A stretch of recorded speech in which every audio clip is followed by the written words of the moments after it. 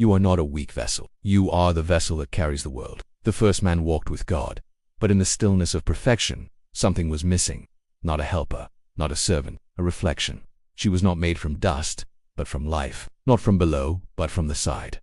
Bone of his bone, flesh of his flesh, but with a mind of her own. In the garden her choice echoed, not weakness, but the burden of knowledge. She wasn't the fool. She was the first to face consequence, and yet keep walking. She knew pain first, and yet she loved still. She doesn't walk in the garden anymore. She walks through war zones, boardrooms, hospitals, protests, homes. She is still made of rib, but reinforced with iron. She bends, but doesn't break.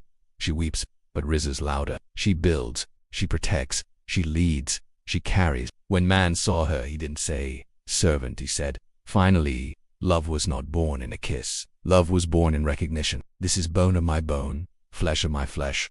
She was not his, she was his equal. She was not created to please man. She was created to complete humanity, to reflect compassion, to carry life, to speak wisdom, to mirror God's nurturing nature. She is the other side of the image of God. To the woman watching this, you were not made last because you were least. You were made last because you were the masterpiece, the finishing touch, the second breath of humanity. This is a love story about a woman's creation. We live in a postmodernistic society where there's no shortage of opinions on the role of women. Many believe that women were created to serve men or to be lesser than men. Some even believe that women were created out of nothing. This short film examines the biblical account of creation to show the true place of women in the world. In the beginning, God created the man and put him in the garden. And the Lord caused a deep sleep to fall upon the man, and he slept. And from one of his ribs, the Lord made a woman and brought her to the man. So the woman was made from the man, but not just any part of the man. The rib is one of the most protected bones in the body, and it is also essential for life. It is located in the exact center of the torso,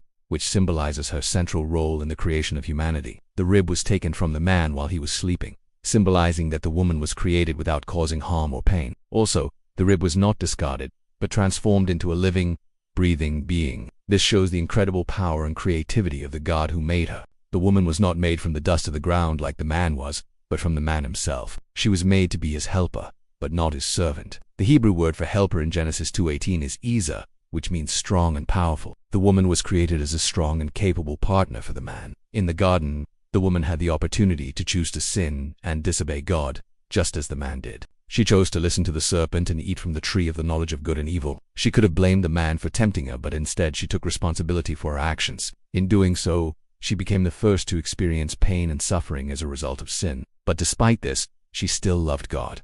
The woman gave birth to the first human settlement. Through her descendants, all humans alive today can trace their ancestry back to her. She became a mother not only to physical children, but also to spiritual children. Through faith in God, people of all genders can become children of God, just as the woman was called the mother of all living. This love story is an invitation to see women in a new light, not as weak or helpless beings, but as strong, capable, and valuable partners in God's plan for humanity. It is a reminder that women have always played a vital role in the history of humanity, and will continue to do so in the future.